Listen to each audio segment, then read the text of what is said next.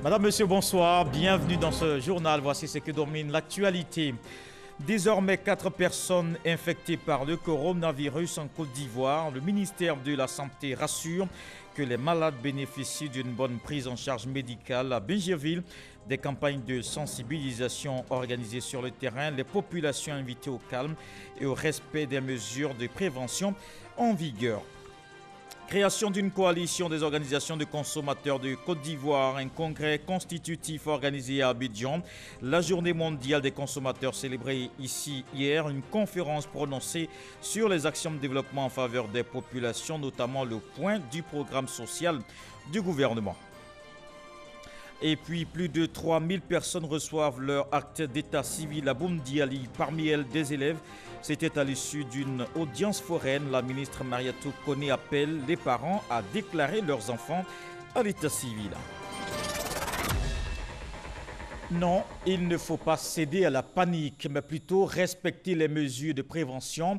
Un appel du ministère de la Santé. Vous le savez, depuis hier, 3 nouveaux cas de coronavirus détectés, ce qui porte le nombre de malades à 4. Le directeur général de l'Institut national d'hygiène publique était sur le plateau du 20h avec Marie-Laure Ngoran. Il rassure, les malades se portent bien, pas d'inquiétude. Le pays dispose de tous les moyens de prévention et de prise en charge. Je vous propose de l'écouter. C'est un phénomène qui est imprévisible. Donc, tant que la source n'a pas tari, évidemment, il peut y avoir des cas. Et c'est la situation, par exemple, vous voyez, tous les cas que nous avons sont des cas importés. Donc, c'est des cas qui ne viennent pas de la Côte d'Ivoire. Et tant que les voyageurs, tant que les personnes qui viennent de l'étranger, tant que les personnes qui viennent des pays qui sont affectés continuent de venir, évidemment, on peut être toujours exposé. Et c'est vraiment imprévisible. Alors, quel est donc l'état de santé de ces 4 patients? L'état de santé de ces 4 patients est très bon. Les 4 patients se portent bien, mais dans le principe, il faut observer 14 jours de mise en observation, de mise en quarantaine. Le temps de latence puisse se passer, c'est-à-dire le temps entre l'infection et la survenue des signes, ça fait 14 jours. Donc, il faut attendre que les 14 jours s'épuisent pour être sûr que la personne est totalement guérie.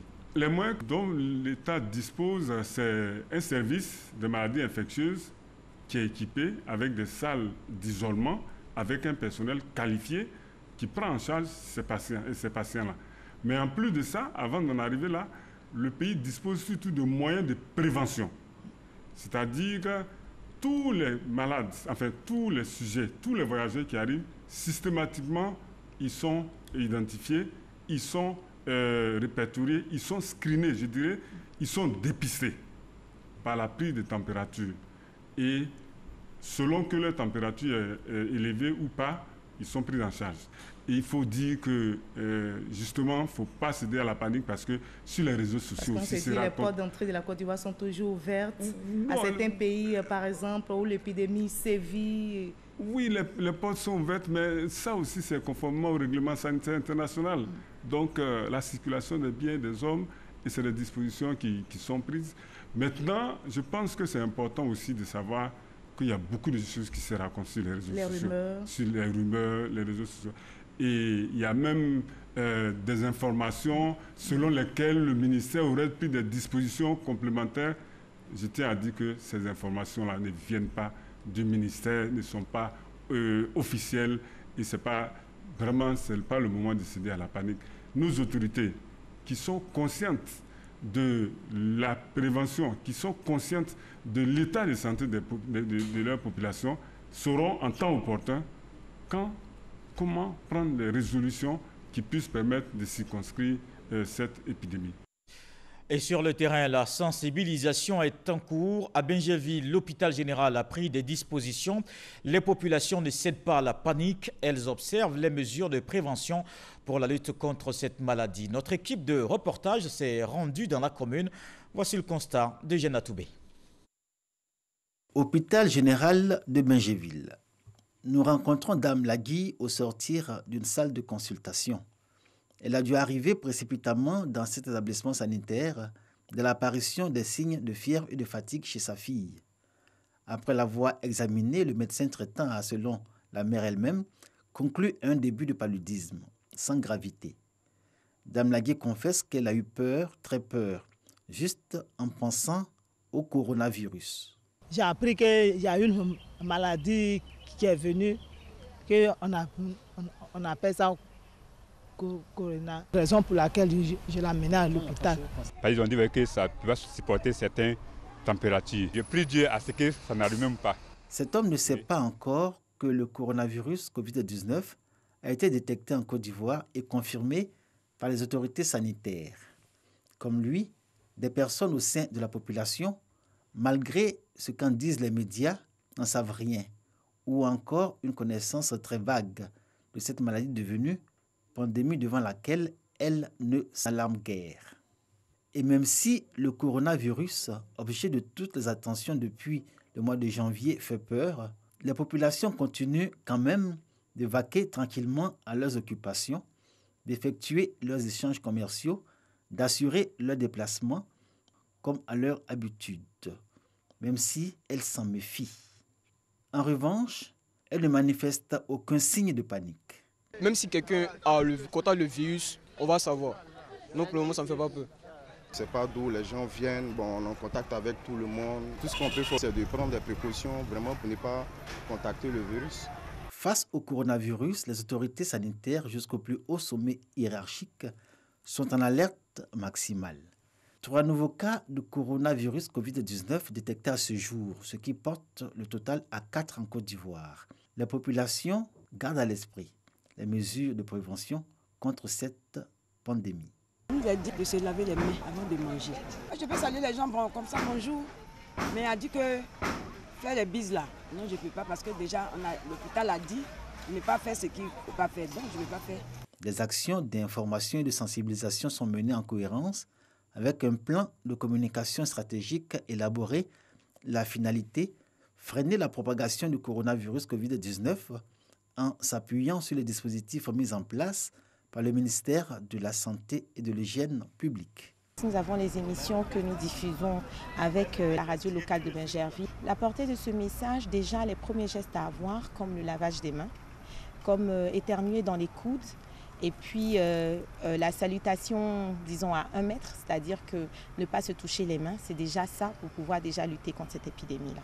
Le ministre de la Santé nous a rassurés. Nous pensons que les dispositions sont prises pour que cette calamité s'arrête. Les Ivoiriens ont pris la mesure de la gravité de la situation. Pour autant, ils ne se montrent pas alarmistes. Reste maintenant aux populations à demeurer responsables et faire preuve de discipline en acceptant le bouleversement de certaines habitudes communautaires au nom du respect strict des mesures de prévention, au risque de se voir imposer des mesures drastiques. Et dans la lutte contre le coronavirus, tout le personnel de santé est à la tâche. L'un des maillons essentiels, c'est l'infirmier. D'ailleurs, l'Organisation mondiale de la santé a désigné 2020 année mondiale des sages-femmes et du personnel financier. C'est pour parler de cette initiative de l'OMS qu'Hamza Diaby a reçu Koudou Josiam dans le cadre du Dimanche Magazine. La présidente de la plateforme des organisations professionnelles infirmières de Côte d'Ivoire a parlé du rôle de cette profession dans les soins. Je vous propose un extrait de l'entretien. Donc nous, on pense que l'OMS a décidé de décréter une année internationale aux sages-femmes et au personnel infirmier à cause du travail qu'ils font tous les jours pour la population. Ils sont présents quand on a besoin d'eux dans le domaine de la promotion de la santé, la vaccination, les conseils, l'accompagnement, la promotion de la santé. Ils sont à tous les niveaux de la pyramide sanitaire. L'infirmier doit se mettre dans la peau du patient pour savoir ce qu'il vit et quels sont ses besoins. Je disais tantôt, nous les infirmiers, nous travaillons dans le sens de satisfaire les besoins de la personne. Mais à côté de cela, ce qui rend le travail passionnant, c'est le sourire que nous arrivons à mettre sur un visage, c'est la gratitude que nous recevons parfois des patients. Quand vous êtes le plus mal de vous-même et que vous êtes le plus effrayé au monde, vous avez l'infirmière toujours à votre côté. C'est l'importance pour nous de pouvoir maintenant accéder à l'ordre des infirmiers. Une fois que l'État va nous permettre de pouvoir asseoir l'ordre des infirmiers, nous pensons que nous pourrons mettre de l'ordre dans notre profession. Nous allons jouer nous-mêmes le gendarme de la profession et nous allons veiller sur des pratiques de qualité. 2020, année des sages-femmes et du personnel infirmier. Une autre journée à célébrer ce 15 mars, la journée mondiale des consommateurs. Les associations de consommateurs ont organisé ici à Abidjan une conférence sur le programme social du gouvernement. Le conférencier a présenté le bilan du PS-Gouv qui améliore le quotidien des populations. Nadia Edia, Salimatoudia. Malgré le plan social du gouvernement pour améliorer les conditions des populations, les consommateurs estiment être lésés.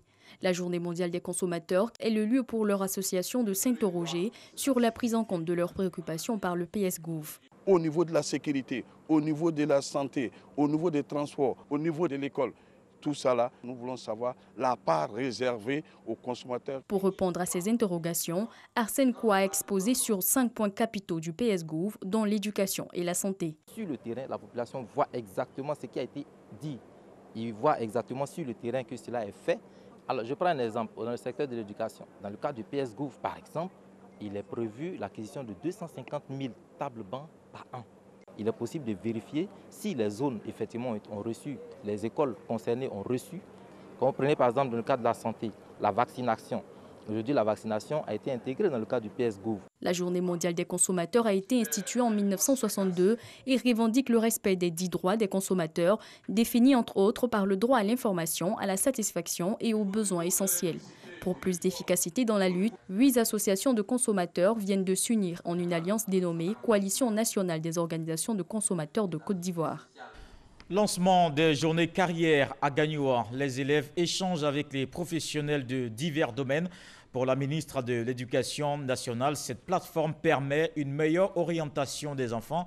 Kandia Kamara appelle les acteurs du secteur à s'impliquer davantage. Godefroy Okambawa. À travers cette coupure de ruban, la ministre de l'Éducation nationale, de l'enseignement technique et de la formation professionnelle, Kandia Kamara, lance les journées carrières 2020 à Gagnoua dans la région du Go.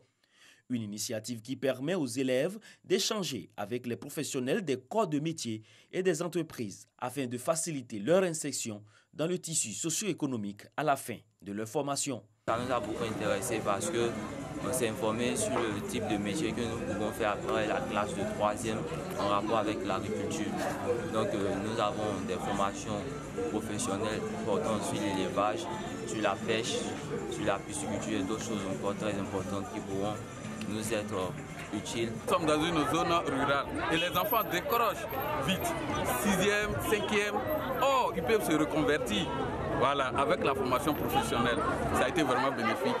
Pour la ministre de l'Éducation nationale, de l'enseignement technique et de la formation professionnelle, ces journées carrières constituent une phase déterminante dans la suite du parcours de ces apprenants. Les journées carrières sont une activité très importante pour notre ministère parce que c'est l'activité qui permet de mieux orienter les enfants. Parce que nous disons toujours, une mauvaise orientation peut conduire à l'échec pour un enfant. Donc c'est une opportunité qui est donnée chaque année à tous les élèves du secondaire, surtout le second cycle de toute la Côte d'Ivoire. Parce qu'aujourd'hui nous avons procédé au lancement national, mais il est demandé à tous les directeurs régionaux, à tous les directeurs départementaux de faire exactement la même chose. Après Korogo en 2019, c'est la ville de Gagnoua qui accueille cette année la célébration nationale de ces journées carrières avec 80 stands de présentation et d'échange. Cette année, le Maroc, pays invité, est représenté par son ambassadeur. Je vous emmène dans le nord du pays, à Boundiali. 3000 personnes reçoivent leur jugement supplétif. Une opération des audiences foraines tenue récemment, une initiative de la maire de la commune, Maria Toukone. Elle appelle les parents à déclarer leurs enfants à l'état civil. À la correspondance d'Ami Sissoko. Ce sont plus de 3000 requérants de la commune de Boundiali qui reçoivent les jugements supplétifs des maires de la maire Maria Toukone.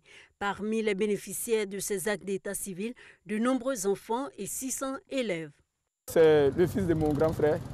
Comme le grand frère est décédé, et j'ai constaté qu'il n'a pas d'extrait. Donc quand madame le maire a lancé l'ouverture des audiences pour elle, je me suis fait témoin pour venir faire son extrait. Je suis très content aujourd'hui parce que j'ai eu son extrait. Comme ça, il pourra aller à l'école. Oui, maintenant j'ai retrouvé mon extrait. Vraiment, ça me fait plaisir même. Je peux aller faire 42 et puis je suis là. En cas d'un voyage, bon, Je peux aller en déplacement ici libre. Ne pas déclarer les enfants à l'état civil entrave fortement l'application de la politique de développement du gouvernement, indique la maire Mariatou Kone aux populations, et d'expliquer que ce premier document administratif ouvre l'accès à bien d'autres, dont la carte nationale d'identité. Nous avons proposé 3000 extraits de naissance, mais à ce jour, à la fin de l'opération, ce sont 3432 personnes qui vont effectivement recevoir leur extrait de naissance aujourd'hui. Chers parents, je voudrais que cette opération d'audience foraine soit l'occasion pour l'ensemble des populations de notre commune de prendre conscience de l'importance de la possession d'un acte de naissance. Je vous invite à en faire un élément de votre culture personnelle et à prendre l'engagement de ne plus faire de sans-papiers dans vos familles, dans vos villages, dans vos quartiers. Démarré le 24 février dernier à Boundiali, l'opération des audiences foraines pour doter les sans-papiers d'extrait de naissance a pris fin le 5 mars. Elle a coûté plus de 15 millions de francs CFA à la municipalité de Boundiali, l'initiatrice du projet. Le Premier ministre attendu dans les prochains jours dans la Marawi, Amadou Gon Coulibaly, en visite de travail, va donner un coup d'accélérateur au développement de la région. Déjà, la localité bénéficie de plusieurs projets. D'ailleurs, le secrétaire d'État Zorobi Balo célébrait dans le département de Zouenoula la fête de la lumière. Léon Brou. Duafla, deux localités en une dans le département de Zouenoula, région de la Marawi. Tout d'un village moderne avec une école, ses constructions et enfin l'électricité. L'électricité, ça précède le développement. Donc beaucoup de choses vont se faire. Les petits métiers, donc nous avons voulu fêter l'événement pour pouvoir dire au gouvernement merci. Par fortuite, la reconnaissance de Duafla au chef de l'État, son raccordement au réseau électrique national, une retombée du programme social du gouvernement, 20 ans après la mise en place des installations. Dans la sous-préfecture de Kanzra, 15 sur les 19 villages sont ainsi électrifiés, dont 12 par l'actuel gouvernement. Lorsque le président Alassane Ouattara a pris le pouvoir, le nombre de villages électrifiés dans notre région, c'était 20%. Aujourd'hui, nous sommes en mars 2020 et nous sommes à près de 80% de taux d'électrification. Après l'électricité, Kapa sur le centre de santé, premier projet du Grand Bouenou, fusion de Duafla et Zudio pour un développement commun. Le secrétaire d'État procède à la pose de la première pierre de l'infrastructure et fait don de 3 tonnes de ciment pour aider à sa réalisation. Zorobi Balo annonce la visite de travail du Premier ministre Amadou Gon Coulibaly pour booster le développement de la Marawi. Apprêtez-vous, le Premier ministre vient chez nous et il va venir donner un coup d'accélérateur à nos différents chantiers. Il va venir nous apporter le développement. Entre autres attentes de la Marawi, exprimées par les populations du Grand Bouenou, l'eau potable, le renforcement du réseau routier. C'est l'heure de l'union à la FESACI. Cette fédération syndicale a organisé hier son 6e congrès ordinaire. La fin d'un bicéphalisme que saluent les participants. Les travaux ont aussi porté sur le bilan de cette organisation. Le reportage de Chris Diomandé et Jana Toubé. Un moment que les différents syndicats membres de la FESACI et leurs adhérents ont longtemps attendu et même rêvé. La paix entre Kwame Krafélix et Traoré Douya. Les palabres entre les deux têtes fortes de la centrale syndicale pour le contrôle de cette fêtière ont abouti à un bicéphalisme au sein de la FESACI. Aujourd'hui, les deux tendances se sont unies pour une FESACI plus forte et prospère. La division nous a vraiment fait un peu de tort sur le terrain. Vraiment, nous retournons très satisfaits. S'il y a une réunification au sein de la centrale, alors ceux que nous sommes en train de former, qui vont demain faire la relève de demain, seront vraiment aussi en confiance. Pour comprendre la crise au sein de la FESACI, aujourd'hui parenthèse oubliée, il faut remonter à l'année 2004. Des divergences d'opinion et de lignes syndicales plongent la fêtière dans une crise interne qui va se traduire par l'organisation en 2005 de 2 congrès à l'initiative de 2 tendances. Traoré Douya en août 2005 et Niamey Messou en septembre de cette même année, et à qui va succéder Krafélix en 2010. L'affaire est portée devant les juridictions ivoiriennes jusqu'à Genève au BIT, Bureau international du travail. Les divergences ont été aplanies et les deux tendances ont convenu de l'organisation d'un congrès de l'unité retrouvée. Traoré Douya a été accepté à l'unanimité des congressistes mandatés par leurs bases respectives, comme le secrétaire général de la FESACI. À ma droite, le camarade Grafélis, c'est nous deux, à un moment donné, qu'on considère comme des tendances. Désormais, cette situation de tendance est derrière nous. Et donc, c'est une nouvelle FESACI qui se remet en place. L'unité et la concorde retrouvées en son sein, la FESACI est plus que jamais déterminée à se positionner comme leader syndical en Côte d'Ivoire. Dans l'actualité politique, la coordination régionale RHDP du Tchologo prépare la présidentielle d'octobre 2020. Ses responsables locaux du parti multiplient les rencontres. Ils invitent les populations à s'inscrire dans le processus d'identification en cours. Kader Sogodogo. La coordination régionale du Rassemblement des Oufouettistes pour la démocratie et la paix du Tchologo, avec à sa tête le ministre des Affaires présidentielles, Téné Birahima Ouattara, est en conclave. Il s'agit pour ses responsables du parti de relever tous les défis pour une réussite totale des échéances électorales à venir, notamment la présidentielle d'octobre 2020. Pour cela, les coordonnateurs régionaux, départementaux, sous-préfectoraux et communaux veulent faire bouger les lignes. L'identification et tout ce qui rentre en compte pour le processus électoral doivent mobiliser toute la population. L'opération que nous avons lancée le 19 janvier dernier, une opération toute simple, mais qui a son importance parce qu'il s'agit toujours de donner une identité à des personnes qui n'en ont pas. Ça, c'est un objectif noble. Il s'agissait aussi de faire en sorte que la liste électorale du Tchologo que nous connaissons puisse, être renforcée. Je voudrais encore encourager les uns et les autres à faire en sorte que nous puissions vraiment atteindre nos objectifs. Chaque responsable à son niveau a été invité à sensibiliser la population pour assurer au parti d'Alassane Ouattara, fils du terroir, un score élevé. Force 2015 est aussi sur le terrain. Ce mouvement à la rencontre des populations a coupé. Il invite à la paix et à la cohésion sociale. Le député Charles Niaouré appelle surtout à soutenir le candidat du RHDP. Le reportage d'Éric Goré. À Coupé, localité située à 142 km d'Abidjan, est la première étape de la tournée de Force 2015 sur l'étendue du territoire ivoirien pour sensibiliser les populations à la paix et à la tolérance à l'approche des échéances d'octobre prochain. La région de la Médon, principalement à Coupé, vient de démontrer aux yeux de tout le monde son appartenance au RHDP. Le RHDP, n'est-ce pas, qui milite en faveur du développement de la Côte d'Ivoire. Les populations doivent savoir qu'avec Alassane Ouattara, la démocratie est en marche. Il a fait ses 2 mandats. Il a demandé à partir pour que pour une fois dans notre pays, un président sortant puisse passer la main à un président entrant.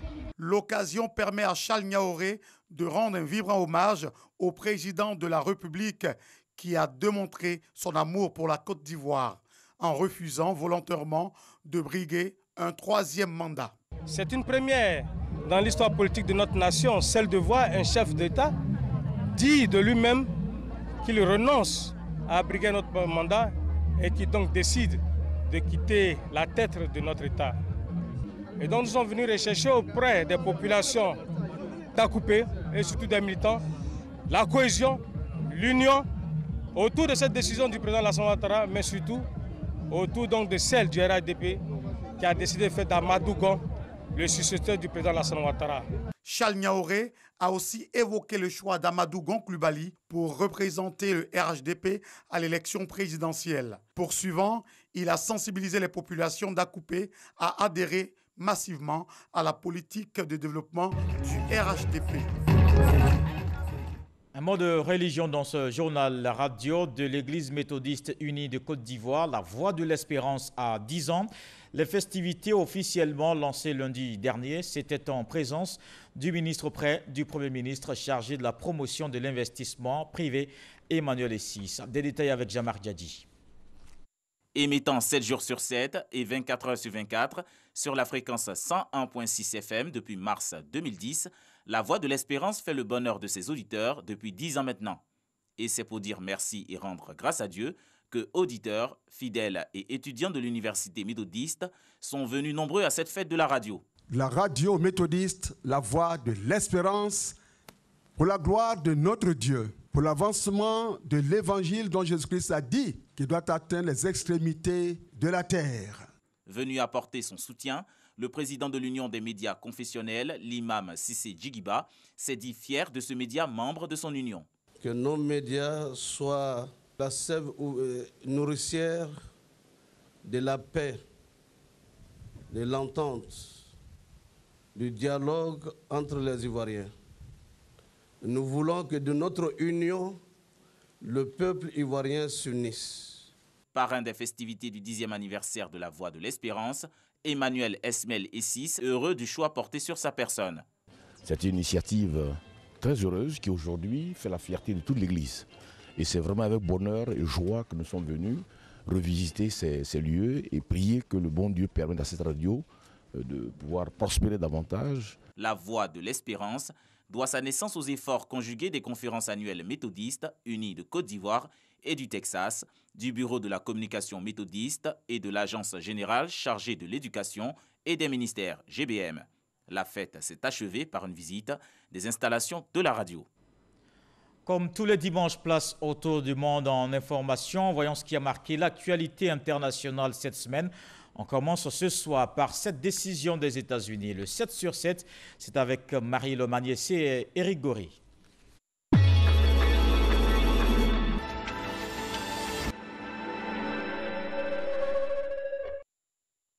Les États-Unis ont annoncé avoir entamé le retrait partiel des troupes américaines prévues par l'accord signé avec les talibans le 29 février à Doha pour réduire leur effectif de 13 000 à 8 600 militaires dans les 135 jours. Le président russe a annoncé mardi qu'il pourrait se présenter à un nouveau mandat présidentiel si la Cour constitutionnelle russe conclut officiellement qu'un tel amendement n'est pas contraire à la loi fondamentale et seulement si les citoyens soutiennent un tel amendement lors du vote national du 22 avril. La justice algérienne condamne Karim Tabou à 1 an de prison, dont 6 mois fermes et 50 000 dinars d'amende. Peine prononcée au tribunal Sidi Mohamed d'Alger. Karim Tabou était poursuivi pour atteinte à l'intégrité du territoire national. Il sortira de prison le 26 mars prochain. En Guinée, le double scrutin controversé couplant législative et référendum constitutionnel aura lieu le 22 mars prochain. D'ici là, la Commission électorale nationale indépendante, CENI, doit mettre en œuvre la recommandation de la CEDEAO qui préconise de retirer près de 2 500 000 électeurs dont les pièces justificatives n'ont pas été sauvegardées dans le fichier électoral, soit près d'un tiers des fichiers. Au Pakistan, une nouvelle loi a été adoptée contre la maltraitance des enfants. Son nom, la loi Zainab, du nom d'une fillette de 7 ans violée et tuée en 2018, dont l'histoire avait soulevé l'indignation et la colère de la population. Cette loi est une première dans le pays où plus de 10 enfants sont chaque jour victimes d'abus sexuels. La ressortissante canadienne Edith Blaise et son amie italienne Luca Tacheto, enlevés par des présumés djihadistes en décembre 2018 au Burkina Faso, sont désormais libres. Ils ont été retrouvés vendredi 13 mars par les casques bleus de la mission de l'ONU au Mali, MINUSMA. Nouvelle étape franchie dans la lutte contre le nouveau coronavirus en France. La phase 3 a été déclenchée par les autorités. Tous les restaurants, bars, discothèques, cinémas sont appelés à fermer leurs portes, a précisé Édouard Philippe. En dépit de la crise sanitaire, les Français sont allés aux urnes pour choisir leurs différents maires.